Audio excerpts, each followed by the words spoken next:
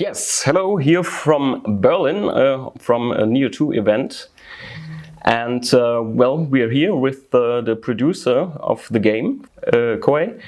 And well, let's just start with our question, but please just first say your name. I'm Yosuke Hayashi from Team Ninja. Yes, so, and well, after the first part, well, we had William, well, a named character. Now the player makes his own character. Why did you decide doing this? So it was one of the feedback we received from Nioh 1 that we added character creation in Nioh 2. And it's also because we found out that a lot of players overseas enjoyed Nioh 1. We thought it would be great to let the players customize their characters so they can even look like themselves to enjoy the games for increased immersion. Yes, but although William isn't there, it's a prequel to the first game, well, there are connections with the story. Can you tell us a little bit more about that? So Nioh 1 and 2 are both standalone games, so they can be enjoyed by itself. You don't have to have played Nioh 1 to enjoy Nioh 2, but the games share some of the characters. So if you play Nioh 2, you might see some of the characters' ancestors as well, so you might see some of the connections. Yeah, well, you were talking about the feedback you got from the players, well, from the first part, but also from the open beta last year. Can you give an example for what you changed in Nioh 2 because of the feedback you got from the players? Some of the feedback we received was the lack of enemy variation. People seemed happy with the length of the game, but we followed the feedback to increase more enemy types. And also some people said online co-op often made the game too easy, so we adjusted that part as well. So it will be harder than the first part? Because the number of enemies will increase, so in that respect, you could say it's a harder game than Nioh 1. What would you say if a player who beat it the first part, how many hours will he need for completing the story? So the game length should be something similar to Nioh 1, but like I said earlier, you will have more enemies, so the game itself might feel more condensed. As to how many hours will depend on how good you are at this game, but you can expect something similar to what we had in Nioh 1. Well, from your personal point of view, what is the best improvement or innovation from Nioh 2? So, well, besides the variation of enemies. So it's not just the yokai enemy types that we increased in Nioh 2, but also we added the concept of yokai in gameplay as well. So combat will feel quite different from Nioh 1. So, but as you said, it's right that there are much more fantasy elements than in the first part of the game. Why was this so important for you, doing that in Nioh 2? Nioh 1 was primarily about samurai versus samurai combat, and there was a bit of samurai versus yokai as well.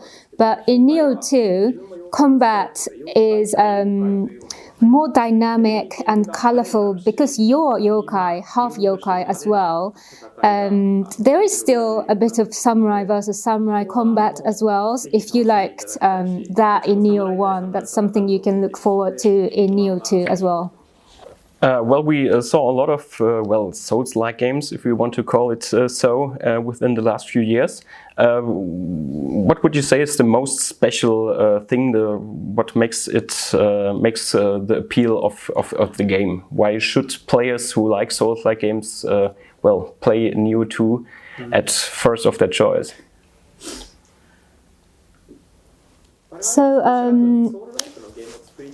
it wasn't our particular intention to pick the Souls-like genre, but when we tried to illustrate the tension of the samurai battles, the genre just happened to be a perfect form of it.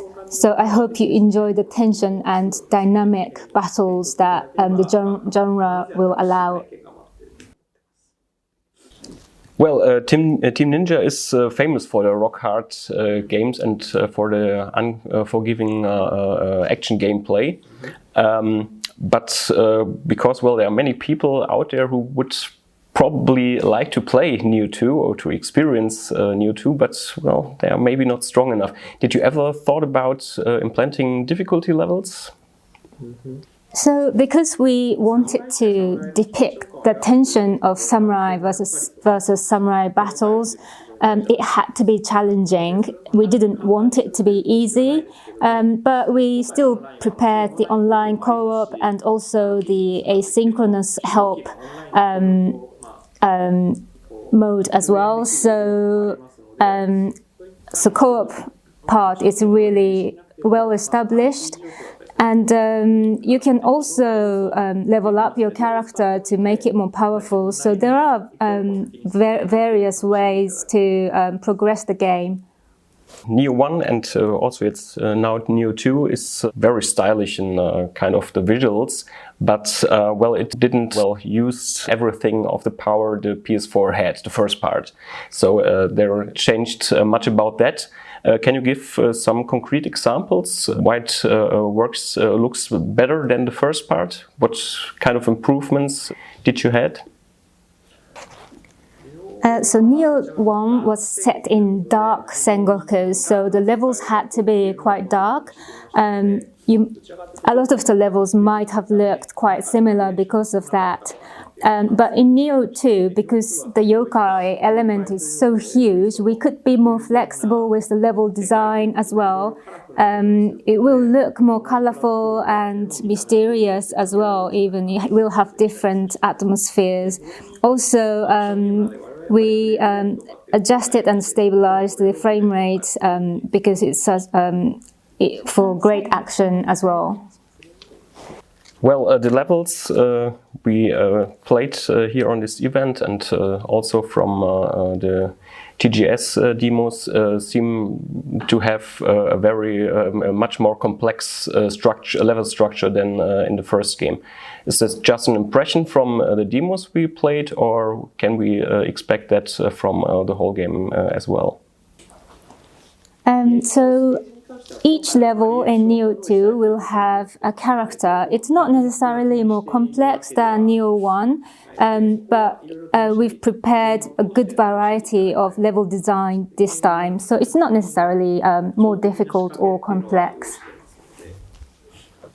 Yeah, well, we have different spirits in the game with different abilities. I just saw, the screen in the demo, I think it's 7 or 8. Yeah. How many can we expect in the whole game? Are there more than these 8? So our character creation is really versatile and diverse in Nioh 2. So I expect the character to really dive into it and play with it to build the perfect character. And also the yokai element will naturally add great variety to the yokai design as well. So you will see loads of different types of yokais and also players. Well, because the game is very hard, I guess it's not just hard for us, it's also hard for the developers themselves. How many controllers did get wrecked during the phase of making the game? So we weren't really trying to make a hard game, but it just ended up being quite hard. But also because it's an RPG, there's an RPG part of the gameplay as well. So if it's too hard or if you're not very good at action games, make sure you level up so it won't be too intimidating. And it's just one controller I broke so far. Well, there are many players in Germany who would like to enjoy the game completely in their mother tongue. And well, the first game just had German subtitles. Can we hope on a full localized German version, or will it just be the same like in the first game? So Nioh 1 had Japanese voiceover only, but 2 will have English as well. We spent a lot of time in localization as well, so I hope the localization quality will be even better than the first one. Several months after the release of Nioh on PS4, we also saw a PC version of the game. Well, we didn't hear anything about a PC version of Nioh 2 yet, but can you say something more about that? Will we have a PC version of Nioh 2? So our dev team is right now just polishing and really focusing on releasing Nioh 2. So we can't really think about PC version at the moment. And maybe one last question. What is your favorite feature, gameplay mechanic, whatever, on Nioh 2? So we had a little bonus element in Nioh 2 called the little spirits called kodamas. They were really popular amongst the players. And in Nioh 2, we have the yokai version of the kodamas as well. So I hope you will enjoy the comical element of Nioh as well. Okay, well then thank you very much. We're pretty much looking forward to the game.